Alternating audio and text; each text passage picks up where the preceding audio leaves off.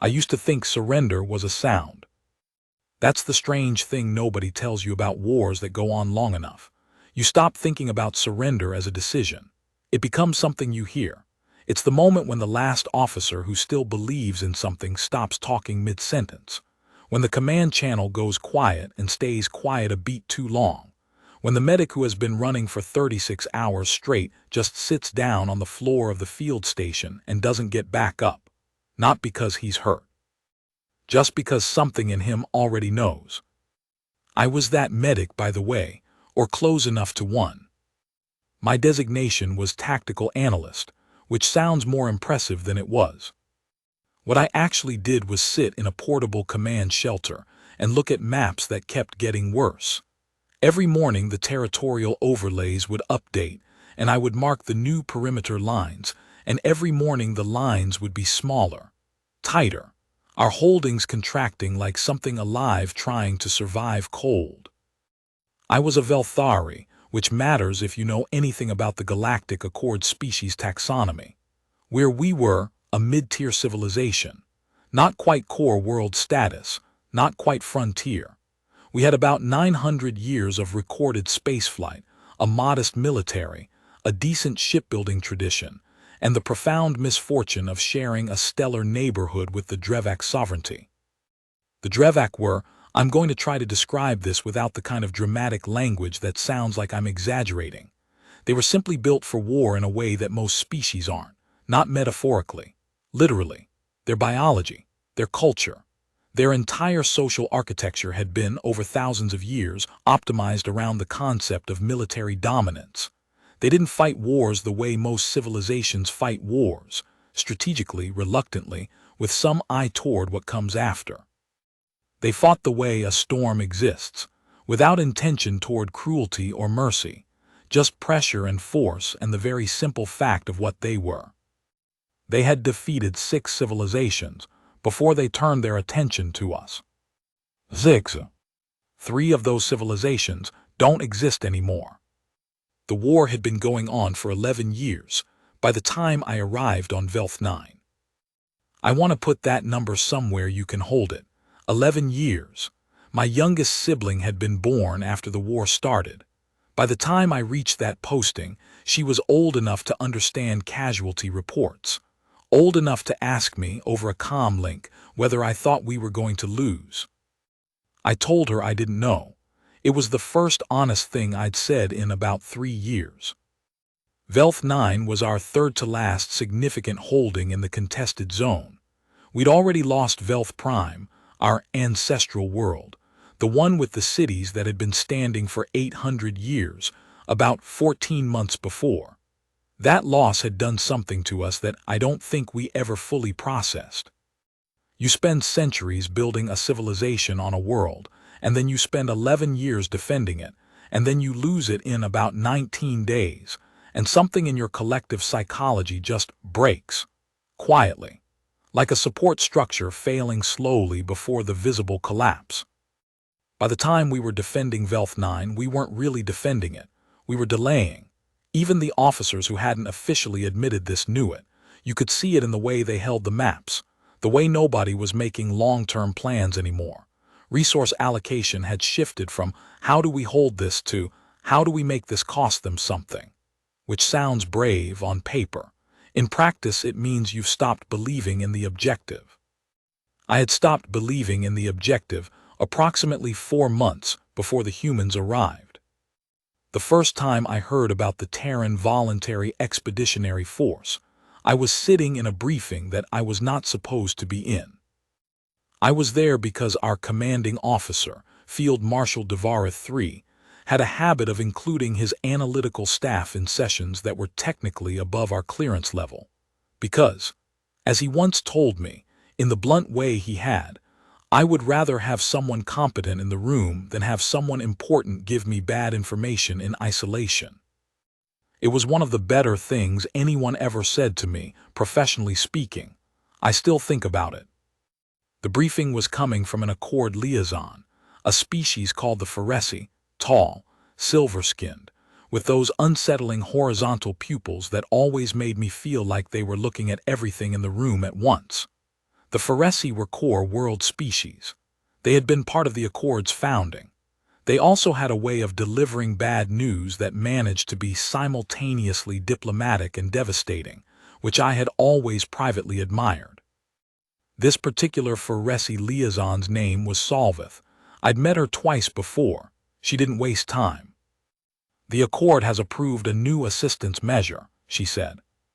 "Under the Voluntary Expeditionary Framework, Earth, the Terran homeworld, has offered to contribute military forces to the Velthari theater." The room went quiet in that particular way. That means everyone is trying to figure out how to react before they actually react. Drevakh 3 spoke first. "Earth, the classification for world." "Formerly classification for," Solveth said, "reclassified approximately 60 years ago when they achieved sustained faster-than-light transit. They are currently classification 7, mid-tier, similar footprint to the Velthari Collective before the war." Someone at the back of the room, I didn't see who, made a sound that I can only describe as barely suppressed laughter. It wasn't cruel. It was just the sound of people who have been losing for 11 years, hearing something that sounds, genuinely, like a joke. "With respect," said General Commander Velthari, who was our most senior surviving military officer, and a being I had watched age approximately 15 years in the last 3. "The Velthari Collective is a Classification 7 civilization, and we are losing. What precisely would a similarly classified world contribute that we cannot supply for ourselves?" Solveth looked at him with those horizontal pupils for a moment. "The Terrans have a different war record," she said. "Their military history is extensive, unusually so for a world their age." "How extensive?" She paused just briefly. The way you pause when you're about to say something and you're not entirely sure how it will land. "They have been in continuous organized armed conflict, in one form or another, for approximately 10,000 years. The room was quiet again. "They have not lost a war in," she checked something on her datapad. "Well, they have lost wars, but they have not been eliminated. They have a particular quality that the Accord's military historians have spent some time trying to classify." "What quality?" Drevakh 3 asked. Solveth thought about it for a moment. Then she said, carefully, "They do not accept defeat as a terminal state." I didn't know what to do with that at the time. It sounded like the kind of thing you say about a civilization when you're trying to be encouraging and you don't have actual encouraging facts to offer. Like a military recruitment poster sentiment. "We don't give up. Great. Wonderful." That and a functional antimatter cannon might actually be useful. I wrote it down in my notes anyway. I wrote down most things. It's what analysts do. You accumulate data and you try to find patterns, and most of the time the patterns just tell you things you already knew in terms that are harder to argue with. What I wrote was, Terrans arriving, unknown military value, history of sustained conflict, do not accept defeat as terminal. Then underneath that, after a moment I wrote, neither did we once. The transport ships came in 12 days later.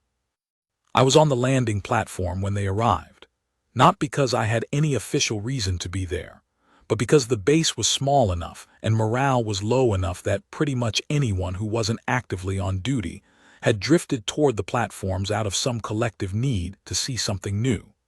Something that wasn't the same perimeter markers and the same casualty lists and the same slowly contracting maps. The Terran ships were interesting, that's the honest word.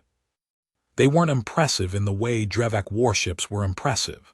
The Drevakh built their vessels the way they built everything, enormous, angular, black-hulled, radiating a kind of physical menace that you could feel in your chest before you could see the ship clearly. The Terran vessels were smaller, modular-looking. You could tell, looking at them, that they had been built by engineers who were solving specific problems rather than by artists trying to make a statement. They looked functional in a way that was almost humble. I found out later that several of them had been retrofitted mid-transit, when the Terran commanders had received updated intelligence on Drevakh armor composition.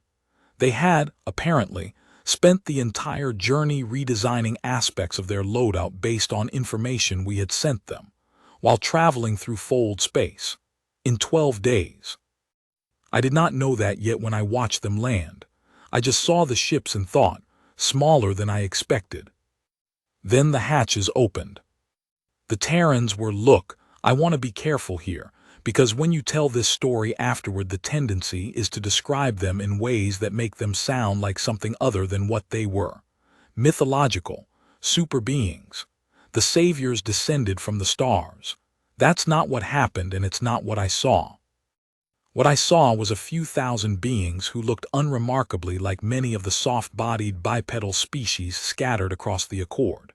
2 arms, 2 legs, bilateral symmetry, faces that expressed emotion in ways that were broadly legible.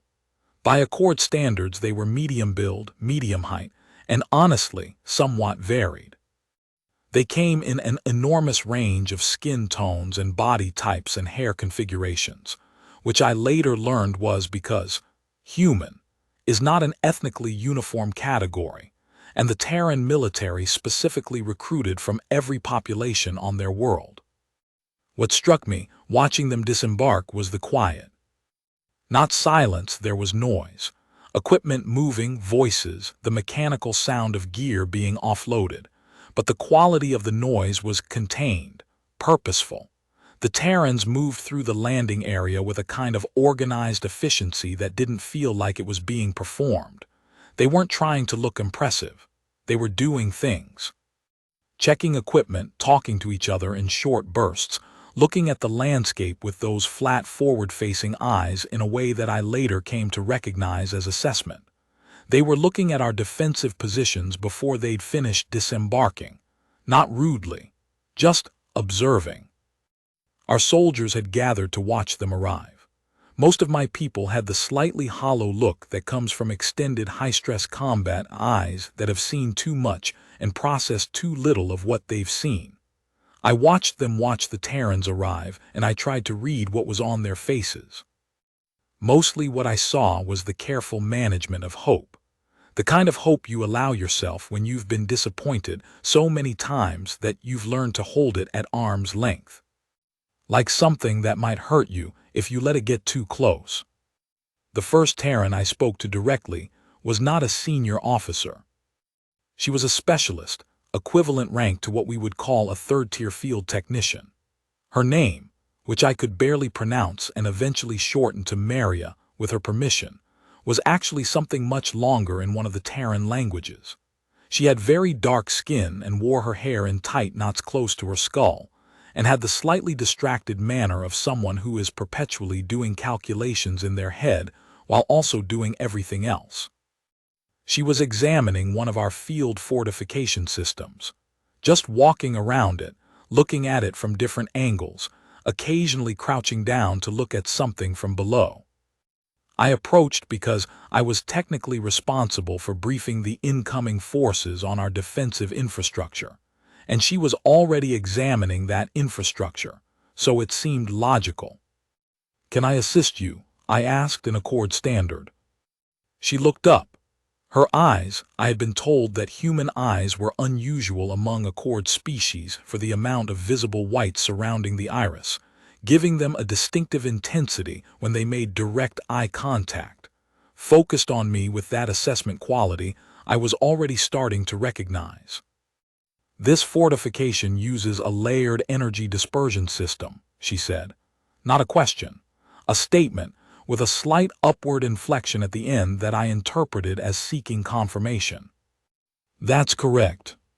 It distributes incoming kinetic and energy impacts across the entire layer simultaneously, right? That's smart." She paused. "It's also why the Drevakh's new generation breach rounds are so effective against it." I stopped talking. "The breach rounds don't impact the layer," she said, standing up and brushing something off her knee in a gesture I would come to recognize as habitual. "They enter the layer at low energy, below the activation threshold, and then expand. The dispersion system disperses the expansion, so you're basically helping them blow up your own wall. I stared at her. We ran into something similar she named a place on Earth that I had never heard of and didn't catch clearly. Different weapon system, same exploit logic. You need a contact trigger, not an entry trigger.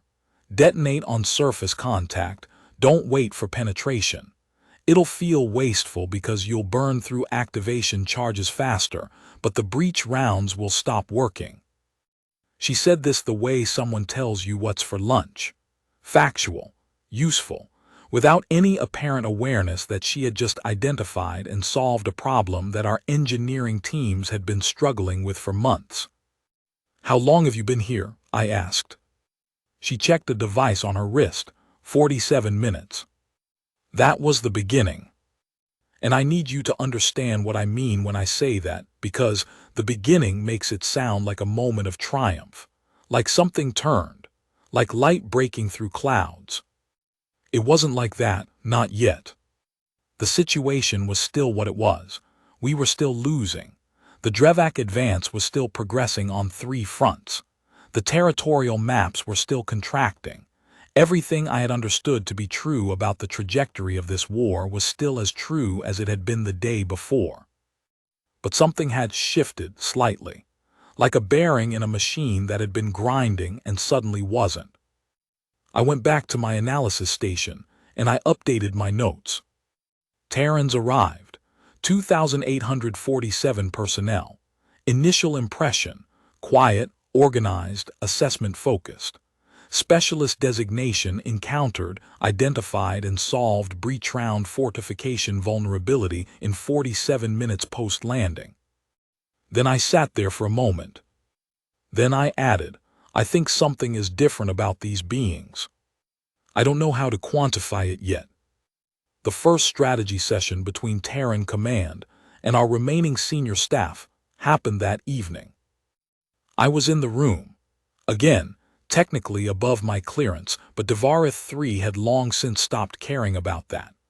I think he kept me around partly because he trusted my analysis, and partly because he needed at least one person in the room whose hope hadn't been entirely depleted yet. I was starting to understand why he valued that. The Terran commander was a human named Colonel Adiz Okonkwo. She was, let me try to describe this accurately, not what any of us expected in terms of surface presentation. She was neither the largest nor the most physically imposing figure in the room. She was not young. Her face had the particular quality of someone who has made very hard decisions and carried them.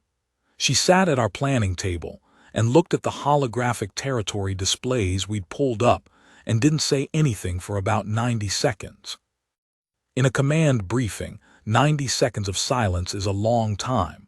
Our officers were watching her. I was watching her. I think everyone was trying to read her face and getting frustrated because her face was not particularly readable. Not because she was concealing her reaction, just because she was thinking, and she thought in a way that didn't leak. Finally, she said, "Who authorized the Phase 4 retreat from the Ossel line?" General Commander Velthari, whose name the line bore, said quietly, "I did." "Why?" The Drevakh had broken our left flank at the Meridian Pass. Holding the Ossel line with an open left would have meant encirclement. We retreated to avoid losing the entire corps. "Right," Okonkwo said. She zoomed into that section of the map. "And this ridge," she pointed to a topographical feature approximately 3 kilometers east of where the Ossel line had been. "Why didn't you anchor there when the flank broke?" Silence. "That ridge creates a natural channel. If the Drevakh were pursuing through the Meridian Pass breach, they'd be funneling into terrain that compensates for your firepower differential. They're stronger in open engagement. The ridge forces them into a corridor where their mass advantage drops." She said it without looking up from the map. Velthari said, after a moment, "We considered that position. Our assessment was that we could not hold it with available forces." Okonkwo looked up then, not challenging him, just looking. "How long would you have needed to hold it?" I don't. 4 hours, she said. 4 hours on that ridge, the pursuit loses momentum. Standard Drevakh tactical doctrine is momentum-based. If you slow them for 4 hours, they regroup, they reassess, they go into a formal advance posture instead of pursuit posture. Formal advance is slower and more predictable. You could have retreated to the next defensible line at your own pace, instead of under pressure. Another silence. How do you know their tactical doctrine? Someone asked. We studied it, Okonkwo said, on the way here, and she said it so simply that it took a moment for the full weight of it to land. They had studied 11 years of Drevakh tactical behavior during a 12-day transit. They had arrived knowing our enemy's patterns better than most of our officers who had been fighting them for a decade. I wrote in my notes that night, they prepared. They actually prepared. They didn't arrive to help. They arrived to win.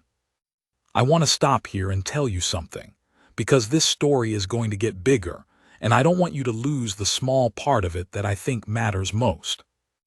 The thing that changed the war was not any single engagement. It was not a weapon. It was not a strategic masterstroke. Before any of that, it was something much simpler and much harder to name. It was the moment, not a single moment, 1,000 small moments in the days after the Terrans arrived, when my people started remembering what it felt like to be a civilization that intended to survive. We had been fighting to delay, and then these beings arrived who were fighting to win, not dramatically, not with speeches, just in the way they held the maps, the way they asked questions. The way a specialist could land on a world she'd never seen and spend 47 minutes figuring out how to make its defenses better. The hope I'd been holding at arm's length started getting harder to hold at a distance. That was the first change. Before any tactical change, there was that. The first joint operation happened 6 days after the Terrans landed. The Drevakh had been pushing against our eastern perimeter with what we'd classified as a sustained pressure advance.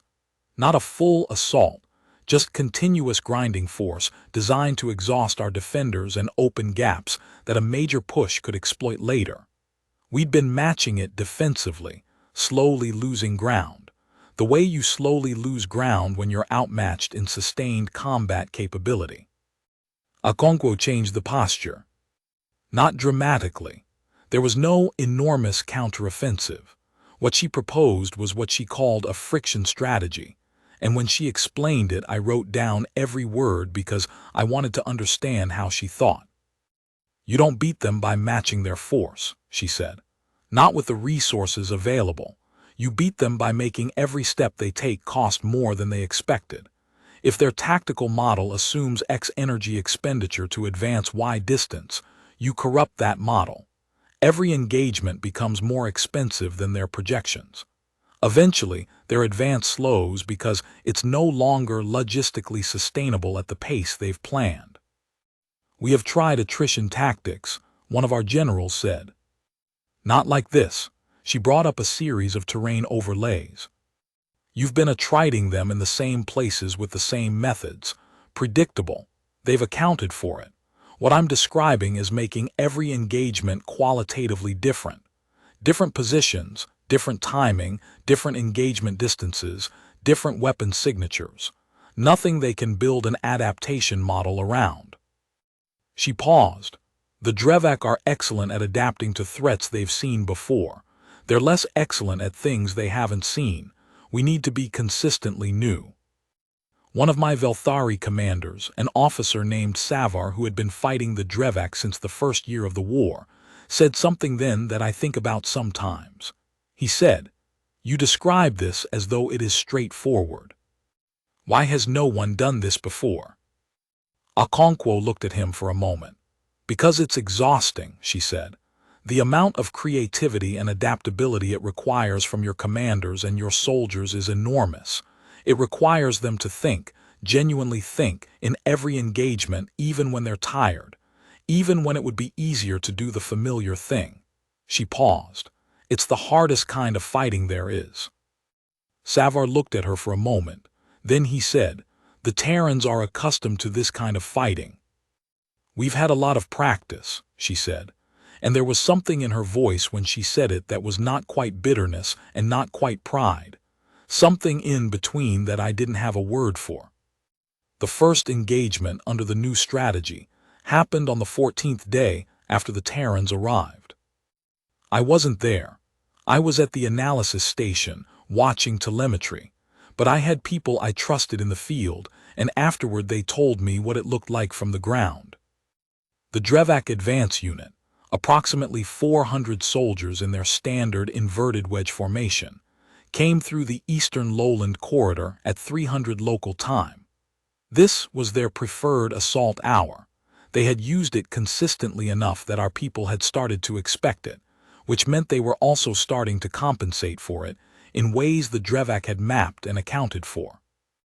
This time, nothing happened at 300. The Drevakh advance continued. Cautious but not alarmed, our previous defensive engagements had always been responses, not initiations. They had no strong reason to expect anything different. At 3:47, a single Terran sniper team, 3 humans, positioned in a rock formation that our own survey teams had designated as too exposed to be useful, opened fire. Not on the formation's leadership, which would have been the standard target priority. On their communication relay operators. 3 shots, 3 targets, executed in under 4 seconds. The Drevakh formation lost internal communications and began their standard response protocol, which involved consolidating and signaling for lateral support from their flanking units. The flanking units were already engaged, simultaneously. 3 separate Velthari Terran joint teams had initiated friction contact on the flanks at precisely the moment the sniper team fired. Not major engagements, a harassment fire, repositioning every few minutes, hitting and disappearing before the Drevakh could respond. The main formation, unable to reach its flanks and without communication clarity, slowed its advance. At 4:12, when the formation had been stationary for 21 minutes and was beginning to reorganize toward a defensive posture, Okonkwo authorized a Velthari heavy weapons team to hit them from a direction they had not been engaged from in any previous operation during the entire 11 years of the war. From above, from a ridge we had evacuated 2 months earlier because we couldn't hold it. Couldn't hold it, as it turned out, with our previous methods. The Terran engineers had spent 3 days installing a remote-operated position on that ridge that required no soldiers to maintain. It fired for 6 minutes, then went silent, and the Drevakh spent the rest of the night trying to figure out whether it was still active. It just didn't fire again that night. By dawn, the Drevakh advance had pulled back 3 kilometers, first ground reclaimed in 8 months. When the telemetry confirmed it, I just sat there for a moment. 3 kilometers, 8 months, 3 kilometers. I wrote in my notes, "It's working. I don't know how or whether it will continue to work, but today it worked." Then I went and found the nearest window and looked at the sky for a while. It was the first time in about 4 months that I'd looked at the sky without calculating what was coming through it. The days that followed were not a steady escalation of victories. I want to be clear about that because the way these stories get told afterward tends to flatten the complexity. The Terrans arrived and then we won. Clean narrative, easy to hold. The reality was messier and harder and more human, or, I suppose, more Veltharian Terran than that. There were engagements that failed, positions we lost, plans that encountered the fundamental unpredictability of combat and produced outcomes nobody wanted. Soldiers died. Ours. Theirs, the Terrans. That fact, more than anything else, is what changed the relationship between my people and the humans in those first weeks. When a Terran soldier died on Velth 9, it mattered in a specific way. Not because Terran lives were more valuable than Velthari lives, but because they had come so far for us, for a war that wasn't theirs, and when they died it meant something had been given that could not be returned.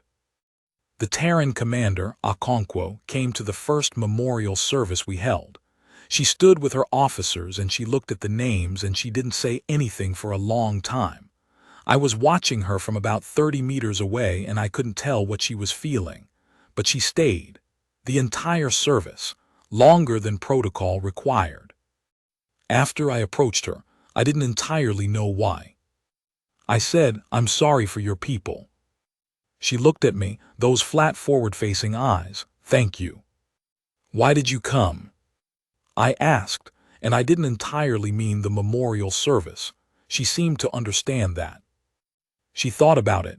She wasn't the kind of person who answered quickly just to fill silence. "Because when someone asks for help," she said finally, "and you have the ability to help and you don't, then whatever happens to them is partly on you." She paused. "That's how my people think about it, most of us. It's not universal, but it's common enough." I thought about that. "You are a small civilization," I said, "relatively speaking." "Yes. You could have, this could go badly for you also, if the Drevakh." "Yes," she said, "we know. That doesn't change anything." She looked at the names again. "We've had a lot of practice making decisions that could go badly. Our world has more history of that than we'd like." Something moved in her face. Not quite a smile, something more complicated. "We're also very, very stubborn." By the 22nd day after the Terran arrival, the eastern perimeter had stabilized. Not advanced, not fully reclaimed, but stabilized. The contraction that had seemed like a physical law of nature, inexorable, unstoppable, the way a tide comes in, had stopped. The line held. The Drevakh command, from what our intelligence could piece together, was confused. 11 years of a war they had been winning through reliable methods, and suddenly the methods were unreliable. They weren't losing, but they weren't winning at the rate their operational plans required. And the Drevakh, for all their military sophistication, had a particular rigidity to their planning doctrine. They made plans that assumed certain rates of progress, and when the rates changed, the plans became increasingly disconnected from reality. The humans had a word for this that one of the Terran officers used in a briefing, and that I found myself thinking about for days afterward. The word was friction. Not as Okonkwo had used it as a strategy, as a concept. The idea that war, any war, is fundamentally about the gap between what you plan and what actually happens. That the side that narrows that gap, the side that is better at adapting when reality diverges from the plan, is the side that wins, not the side with more resources or better technology or greater numbers. The side that is better at friction. And the Terrans were, apparently, very good at friction. They had spent 10,000 years learning how to be good at it. Every war they had ever fought had taught them something. They had lost wars individually in their own history, but they had survived, and they had taken what they'd learned from the loss and put it in the next fight. That was the thing Solveth had been trying to describe. They do not accept defeat as a terminal state. It wasn't stubbornness in the simple sense. It was something more specific. It was the ability to be defeated and to refuse, not emotionally, not out of pride, but practically, functionally, to let that defeat be the last word. To say, "This outcome is information and I will use this information." I had watched my civilization over 11 years learn to process defeat as a terminal state. We had been winning once. We had known how to fight. And then we started losing and we kept losing and we learned slowly, gradually, without quite realizing we were learning it, to accept that losing was how this ended. The Terrans had not learned that, and being around them, watching them, working with them, something started to undo the learning we had done. I thought about my sister again. "Do you think we're going to lose?" I had told her I didn't know. I was starting to think I did know, actually. I was starting to think the answer was no. End of part 1. Continues in part 2, The Line That Held. Part 2, The Line That Held. Document classification, personal testimony continuation. Witness, Corveth 7, Tactical Analyst, Velthari Collective. Filed, Post-Armistice Year 3. Note from Translation Bureau. Part 2 covers days 23 through 90, one of Terran operational involvement. Witness account continues from personal archive. There's a moment that I keep coming back to when I think about how the war changed. Not the tactical moment, not the big engagement that historians tend to point to when they're constructing the narrative, the Battle of the Ossel Ridge, the Third Eastern Counteroffensive, the Drevakh communications break. Those are real, those mattered, but they're not the moment I mean. The moment I mean happened on day 29. I was at the analysis station at about 200, which was not unusual. I'd been sleeping badly for most of the war and had more or less reorganized my schedule around the insomnia rather than fighting it. The station was quiet. One or two of my junior analysts on overnight watch, not much else. A Terran sergeant named Reuben came in. He was one of the Joint Coordination Liaisons, a human who had been assigned to work directly with our tactical staff, which meant he was in our spaces as much as his own. He'd been in the command shelter a few times before. He had a habit of bringing food when he came, which I had initially found slightly strange and then found quietly, increasingly thoughtful. This time he sat down across from me without food, without particular preamble, and said, "You haven't slept." "How can you tell?" I asked. He shrugged in that very human way, a single lift of both shoulders held for half a second. "You've been running the same terrain analysis for 4 hours. It stopped updating." I looked at my screen. He was right. I said, "I've been thinking." "About what?" I thought about how to answer. Then I said, because it was 200 and I was tired and he had good situational awareness, so there was no point in pretense. About whether we can actually do this. Whether this is actually going to work or whether we're just delaying the same ending by a few months.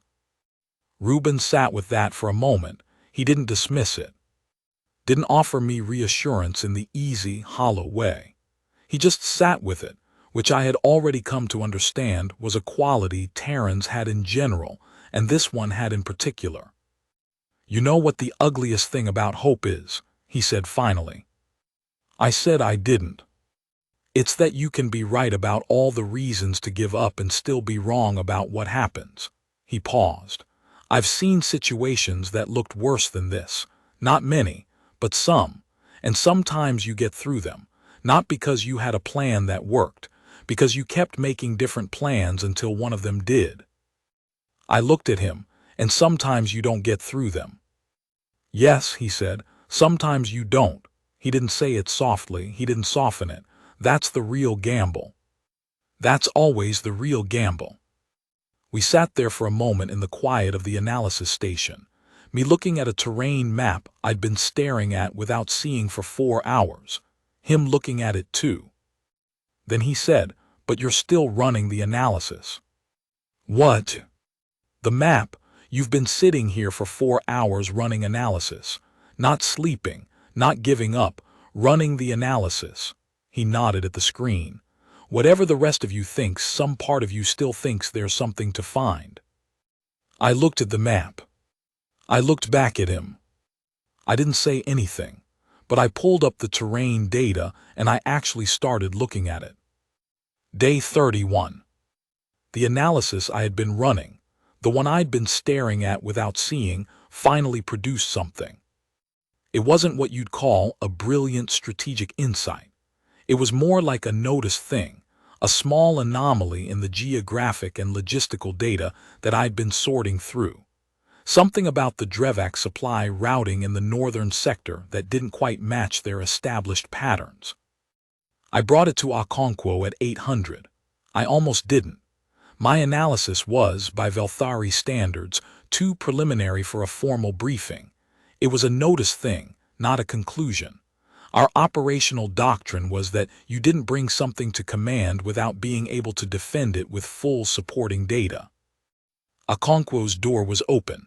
I knocked on the frame anyway. "Corvath," she said, "what have you got?" Possibly nothing, I said.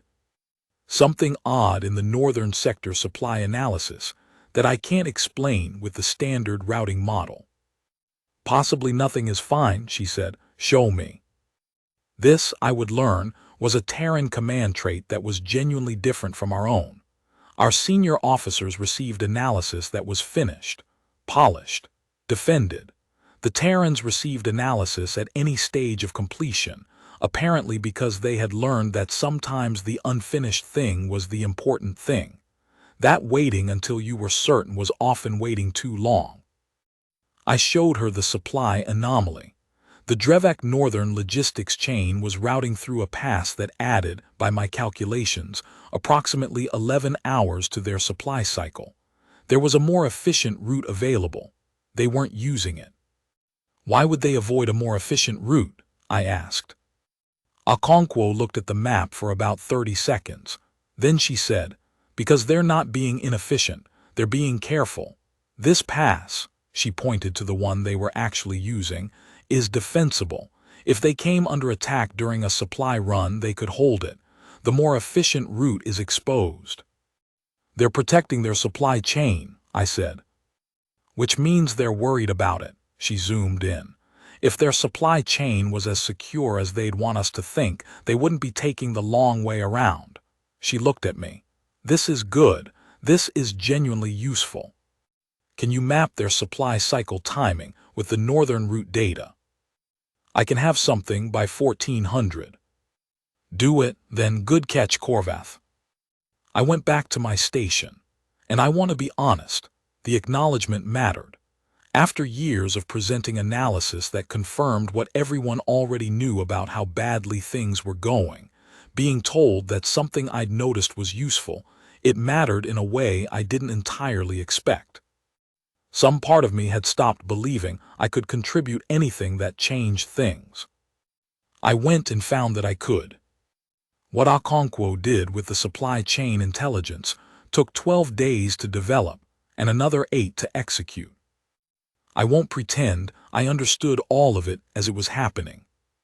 Strategic operations of this complexity moved faster than my analysis station could keep up with in real time. But afterward, I went through the records and reconstructed the sequence. And what she had built was, I keep coming back to the word elegant, because that's genuinely what it was. She didn't attack the supply line directly. The Drevakh were expecting that. Any disruption to their supply would trigger their standard response, which was a massive retaliatory offensive specifically designed to punish whoever had disrupted them. It was one of the reasons we hadn't attempted supply interdiction more aggressively. The retaliation cost more than the disruption gained. Instead, what the joint Velthari Terran operation did was make the Drevakh believe their supply line was under threat without actually attacking it. Terran Special Operations Teams, a category of soldier that I had not, before their arrival, understood existed as a distinct operational type, conducted a series of actions in the northern sector that were specifically designed to look like reconnaissance and preparation for a supply interdiction mission. Not the mission itself, the appearance of preparation.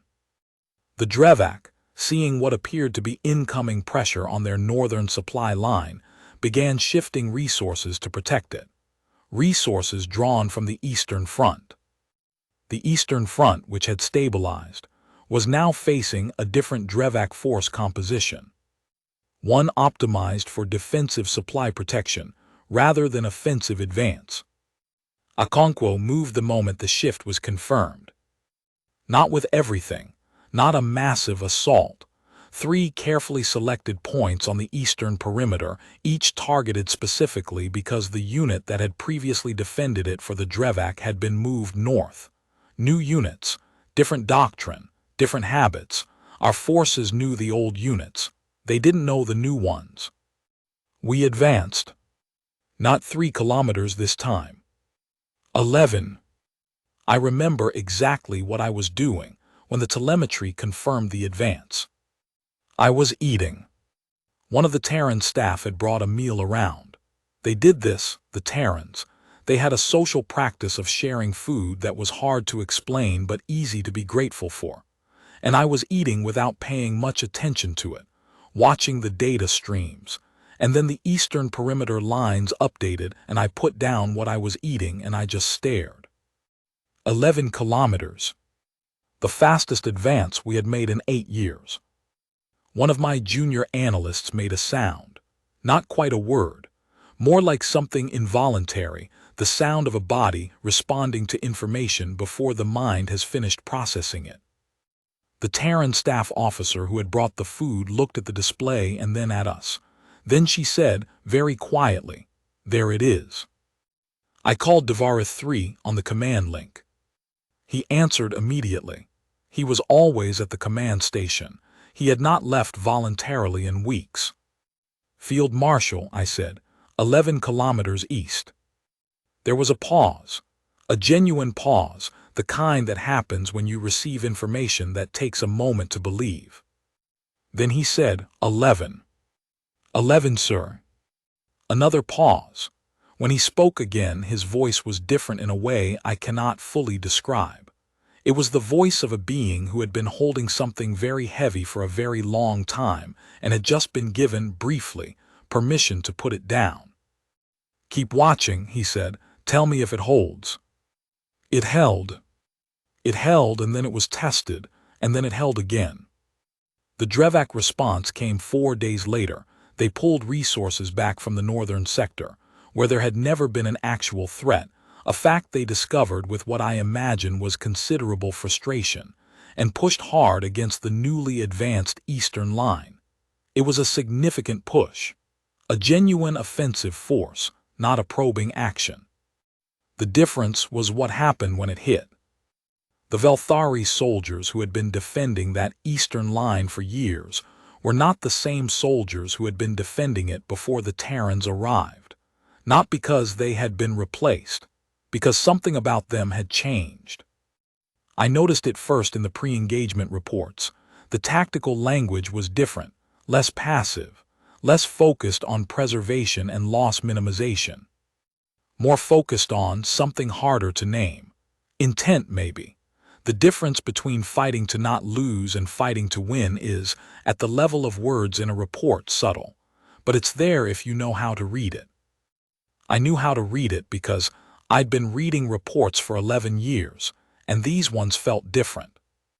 When the Drevakh offensive hit the eastern line, it was met with a response that used 3 techniques simultaneously that the Drevakh had not seen in the same engagement before. The Terrans had been running training sessions with our units every night for weeks, not teaching our soldiers to fight like Terrans, but expanding their tactical vocabulary, adding options, showing them possibilities they hadn't considered. The engagement lasted 6 hours. The Drevakh did not break through. They never broke through on that line again. I want to tell you about something that happened in week 8. The strategic picture had shifted considerably by then. We weren't winning. I want to be accurate. We were not winning. We were holding and advancing at rates that had shifted from impossible to merely difficult. But the character of the war had changed in ways that went beyond territorial lines on a map. The Drevakh Sovereignty began, according to our intelligence, having internal arguments. This was, I looked up the historical records later, apparently the first time in their recorded military history that a sustained campaign had produced significant internal disagreement within their command structure. They were not used to wars that surprised them. They were not culturally equipped for the experience of making a plan and having it consistently, creatively, unpredictably fail to produce expected results. Their word for what they were experiencing, as best our translation systems could render it, was something like fog. As in, the battle was foggy. They couldn't see what was coming, couldn't plan for it. And a civilization that had built its entire military doctrine around the assumption that wars were predictable, that sufficient analysis and force could make any war predictable, was encountering an opponent that was specifically, deliberately, consistently introducing unpredictability into everything. The Terrans called it friction, and they were applying it as precisely as engineers applying a structural load. But here's the thing about Week 8, the thing that I keep coming back to. We had our first joint command dinner. I know that sounds trivial. In the context of an active war, the senior officers of two allied forces having an evening meal together sounds like the least strategically significant thing imaginable. But I was there, and I watched what happened, and I don't think it was trivial at all. It was held in the main command shelter, not a grand space, nothing designed for ceremony. Someone had found a table long enough to seat maybe 30 beings, and there was food from both supply systems, Velthari rations and Terran field food, some of which I had never seen before and found, honestly, interesting. The Terrans had an enthusiasm for food that I had come to find oddly touching. They talked about it. They compared things. They asked questions about what we were eating with genuine curiosity. I sat across from a Terran officer named Marcus who had, I learned that evening, studied Velthari cultural history during the transit from Earth. Not military history, cultural history, art, architecture, philosophy. He asked me about something, a style of Velthari formal garden design that had originated about 600 years ago, in the era of what we called the second flowering. I hadn't thought about Velthari gardens in years. The war had been happening, and there was no room for anything that wasn't the war.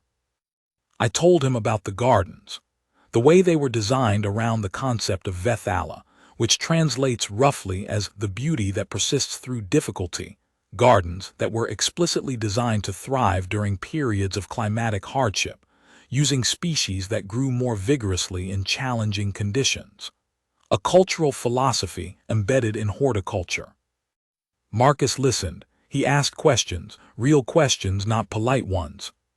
Somewhere in the middle of talking about 600-year-old gardens, I realized something was happening in my chest that I didn't immediately identify. Then I did. I was remembering that we had a civilization worth defending. Not strategically, not abstractly, personally. I was remembering that there had been before the war a way that Velthari beings had lived and built and made beautiful things. Gardens, music, philosophy. We had been a civilization that made things. And the war had been so long that somewhere in it I had lost, we had all lost, I think, the thread back to what we were fighting for. The Terrans, without realizing they were doing it, had handed it back. A human asking about our gardens had reminded me that we had gardens. I need to tell you about the Battle of Velth 9 Northern Corridor. I need to tell you about it honestly, which means telling you that it was a grinding and brutal engagement that lasted 11 days and that people died, and that there were moments, long moments, many of them, when I thought it was going to fail. By day 58 of the Terran operation, we had been steadily advancing, steadily complicating the Drevakh's operational planning, steadily forcing them into a reactive posture that they were not psychologically designed for. The intelligence picture suggested, and Okonkwo agreed with the assessment, that the Drevakh were preparing a major offensive, not the grinding advanced type, the decisive type, the kind they had used to break our lines in the early years. An overwhelming commitment of force at a single point, designed to shatter our line completely and produce a collapse. It was, in a sense, what we had been pushing them toward. You cannot create enough friction to slow a patient, methodical advance indefinitely, but you can frustrate a patient, methodical commander into doing something different, into gambling. The Drevakh gambled. They selected the Northern Corridor as their target, a logical choice. It was the most recently reclaimed ground, our newest hold, the least deeply fortified. They assembled what our surveillance estimated as a third of their entire available force in that theater and prepared to drive straight through. Okonkwo knew it was coming. We all knew it was coming. The question was what to do about it. I was in the planning sessions. All of them. Devarith III had made me essentially a permanent staff member at that point, which I think was partly because he trusted my analysis and partly because having an analyst who could not be sent into combat was one way of ensuring continuity of documentation if things went badly. The debate in those sessions was the hardest thing I witnessed during the war. Not the fighting, the debate. Because there were genuinely two positions, and both of them were defensible. Position 1, held primarily by the most experienced Velthari commanders, hold the northern corridor with everything available, maximum resource commitment, defense in depth, make the breakthrough as costly as possible, slow the advance, buy time for the lines to re-establish elsewhere. Essentially fight the way we had always fought, with everything we had. Position 2, held by Okonkwo and agreed to gradually by some of our commanders, don't hold the northern corridor. I watched Drevakh III face when Okonkwo first proposed this. His expression went through several things in about 3 seconds. The first was confusion. The second was what I can only describe as a very deep, very old exhaustion. The look of a being who has been losing for a long time hearing something that sounds, again, like defeat dressed up in different language. Then she explained it, and his expression changed. If we commit everything to the northern corridor, she said, we win or we lose there, and if we lose there we're back to where we started but with fewer resources. They know that. They're counting on it. They expect us to commit everything because that's what we've always done. She brought up the mapping. If we don't commit everything, if we commit enough to make it expensive but not enough to stop it, they break through. They expect that. They move into the territory behind the corridor expecting to advance. But the territory behind the northern corridor is not territory we've been fortifying. She paused. It's territory we've been preparing for exactly this scenario. The plan she had developed, with a team of her officers and some of ours, over about 3 weeks, was something that my own people's military tradition didn't have a clear name for.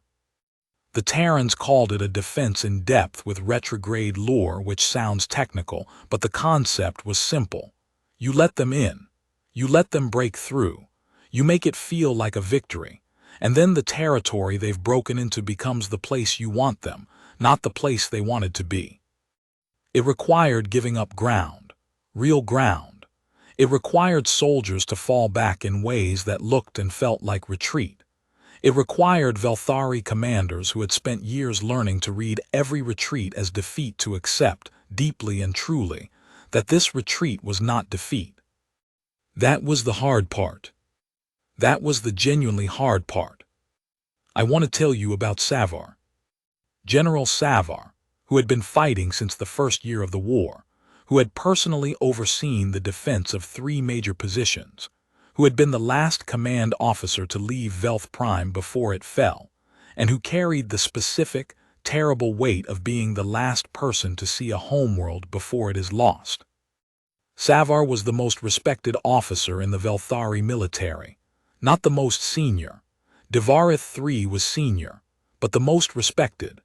The kind of respect that comes not from rank but from something that cannot be granted by promotion, the respect of people who have seen you choose the hard thing, repeatedly, across years. Savar had in the early debates been position 1, maximum commitment, hold the corridor, fight for every meter. I watched him listen to Okonkwo's proposal. I watched his face. I was, by that point, good at reading Terran faces, but Velthari faces were my own and Savar's I could read clearly. He was struggling with it. Not tactically, I think he understood the tactics. He was struggling with something deeper, the meaning of it, what it meant at the level of identity rather than strategy to deliberately give ground. To say, we are not going to fight for this. We are going to let them have it for now because we have another plan. In the planning session on day 61, he asked Okonkwo a question. He asked it quietly, without the formal cadence of military address. He said, "How many times have you done this?" Made a plan that felt like surrender and trusted it. Okonkwo looked at him for a moment. Then she said, personally, a few times our civilization, more than I can count. And it works. Sometimes, she said. Not always, but more often than the alternative. Savar was quiet. Then he said, "On our homeworld there is a proverb. It translates roughly as, 'The tree that bends in the storm survives, the tree that stands rigid breaks.'" "We have something similar," Okonkwo said. "I have always known this proverb," Savar said. "I have believed it intellectually. I have simply, in 11 years of war, never been able to make my military instincts match my intellectual belief." A silence. "I believe you," he said to Okonkwo. "I will follow this plan, but I want you to know, I want the record to contain, that it is the hardest thing I have been asked to do in this war. Harder than standing and fighting, to choose to bend." Okonkwo looked at him for a long moment, then she said, "It is for us too, every time." He nodded, and he committed to the plan. The Battle of the Northern Corridor lasted 11 days. I'll tell you the shape of it, because the shape is what matters for understanding what happened. The Drevakh attacked with the force they had prepared. It was enormous, genuinely overwhelming in the narrow terms of the corridor engagement. Our forces gave ground on the schedule that had been planned, fighting costly defensive engagements that slowed the advance enough to make it feel like genuine resistance, not staged retreat. The Drevakh broke through on day 3. They advanced into the territory behind the corridor. For 48 hours, by every measure they were winning. They had breached our line. They had the momentum of breakthrough. Their command structure, which had been frustrated and confused for 8 weeks, had what it needed: a clear advance, a visible success. Then they encountered the first prepared position. Not a fortification in the usual sense. Something different.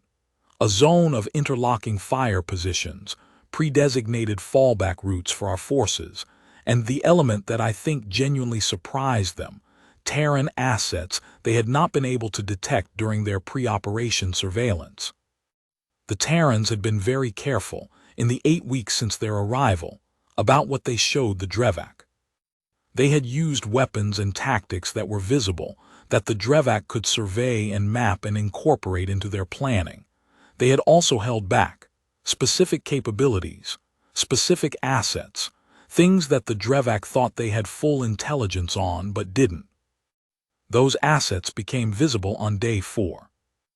I won't describe the technical specifics because I was not in a position to observe them directly, and I don't want to fabricate tactical detail for the sake of this account.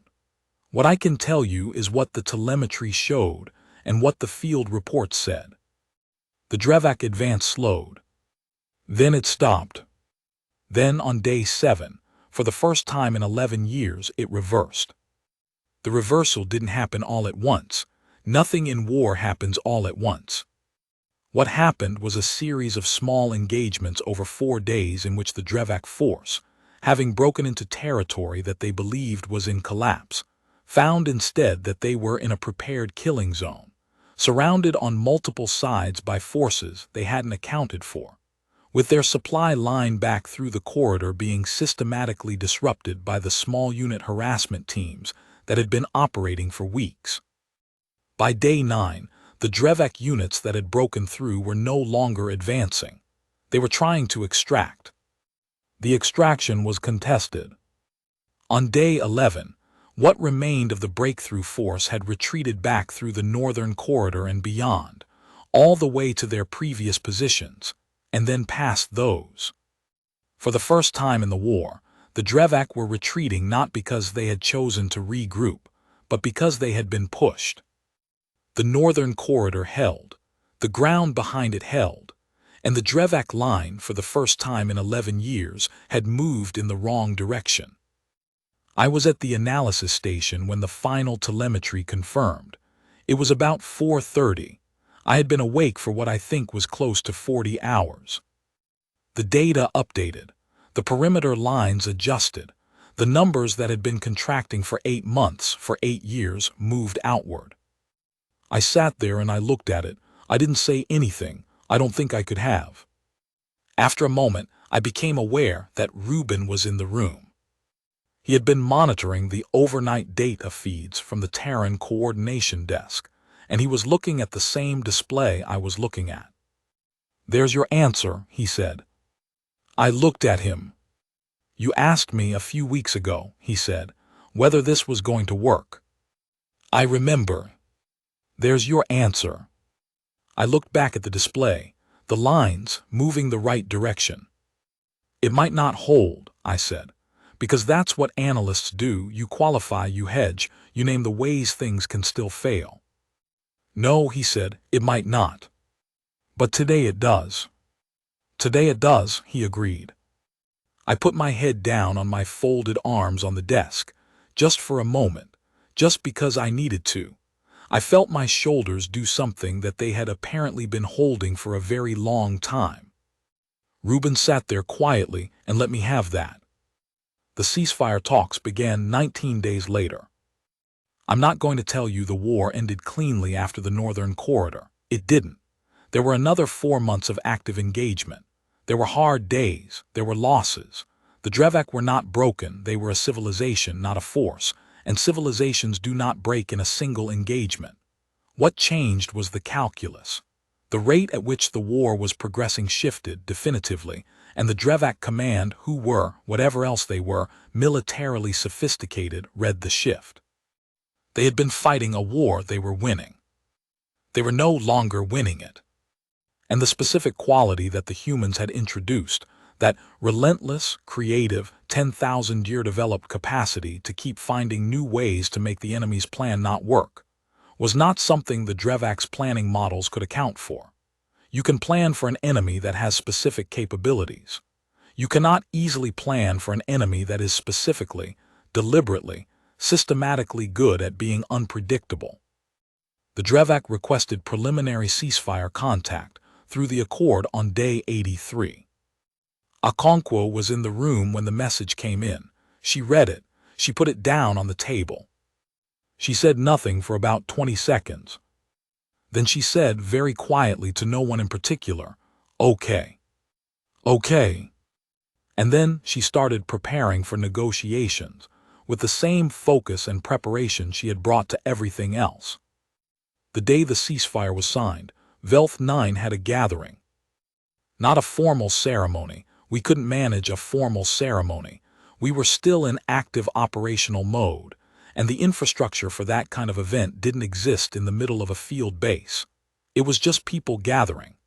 Velthari and Terran in the main open area of the base in the afternoon light, because the news had come through and nobody quite knew what to do with themselves. I was there. Devarith 3 was there. Savar was there, standing with that particular straight-backed posture he had, but with something different in his face, not the exhaustion, not the weight, something else. Okonkwo was there, standing with her officers, talking to someone I didn't know. Someone started music. I don't know who. One of the Terrans had a device that could play it. It was human music, something I didn't recognize, and it had a quality that I can only describe as immense and quiet at the same time, like something vast that was held gently. My people don't usually respond to human music. The frequencies are different, the aesthetic conventions are different, the emotional vocabulary is different.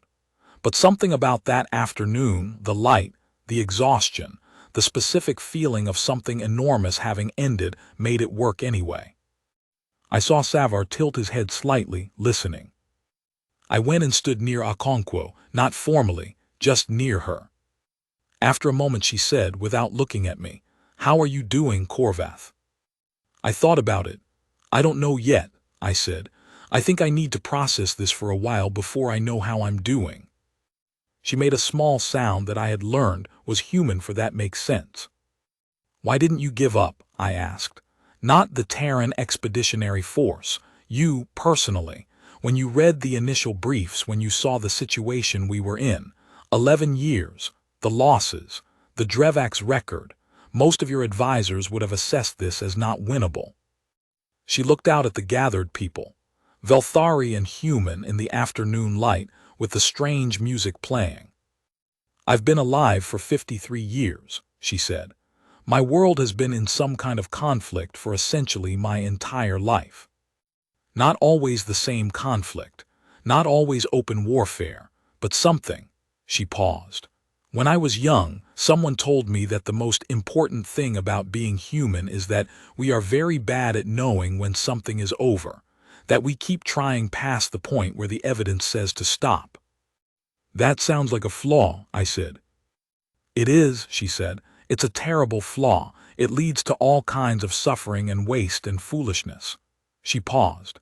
It is also, occasionally, the only reason we're still here. We stood there in the light for a while. The music played. The gathered people talked and were quiet by turns, in the way of beings who have come through something large and are not yet sure how to be on the other side of it. Then Okonkwo said, "Your people, the gardens. The Velthari." I looked at her. "Beauty that persists through difficulty," she said. "Things that grow better in hard conditions." She looked out at the crowd. "I think that's what happened here. I think that's what you were all along. You just needed someone to remind you." I filed this account 3 years after the ceasefire. I am filing it because the War Crimes Documentation Project asked for personal testimonies, and I volunteered, but also because I think there are things about this period that will not appear in the formal histories, and that deserve to be said. The formal history will say, "The Terran Voluntary Expeditionary Force arrived and contributed significantly to the reversal of the Velthari war effort through superior tactical innovation and sustained operational pressure." That's true, it's also incomplete. What the formal history won't say, we had given up. Not officially, not on paper, but in the place where decisions actually live, in the specific way an officer holds a map, in the kind of plans that get made, in the things that stop being imagined, we had accepted defeat. And a few thousand beings from a small, relatively young, formally unremarkable civilization arrived and refused to agree with us. They didn't save us by being better at war than the Drevakh. The Drevakh were better at war than almost anyone. The Terrans saved us by being stubbornly, creatively, almost irrationally committed to the premise that the situation was not over, that there was still something to try, that giving up was not yet necessary. They carried hope in a way my people had forgotten how to carry it. Not naively, nobody who has been at war as long as the Terrans have is naive about it. They carried it practically, as a strategic resource, as something that, if you use it correctly, changes the outcome. I think about Reuben at 200 telling me I was still running the analysis, still looking for something, even when I was telling myself I had given up. I think about Maria, 47 minutes after landing on a world she'd never seen, fixing a fortification problem we'd had for months. I think about Okonkwo, sitting in a briefing room full of beings who had been losing for 11 years, looking at a map and asking questions in a tone that assumed there was still something to be done. I think about what Savar said, "The tree that bends in the storm survives." We bent. For 11 years, we bent until we thought bending was the same as breaking. The Terrans showed us it wasn't, showed us that bending is how you survive long enough to grow strong enough to hold. The war is over, the ceasefire holds, Velth 9 is ours, the reconstruction of Velth Prime is in its 4th year. My sister is 19 years old, she studies Terran history.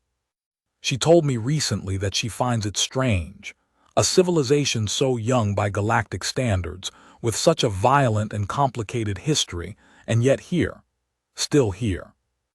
I told her that was the point. She asked me what I meant.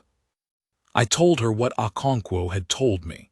The most important thing about them is that they are very bad at knowing when something is over, that they keep trying past the point where the evidence says to stop. My sister thought about this for a moment. Then she said, "I think we should learn that." I told her I thought we already had.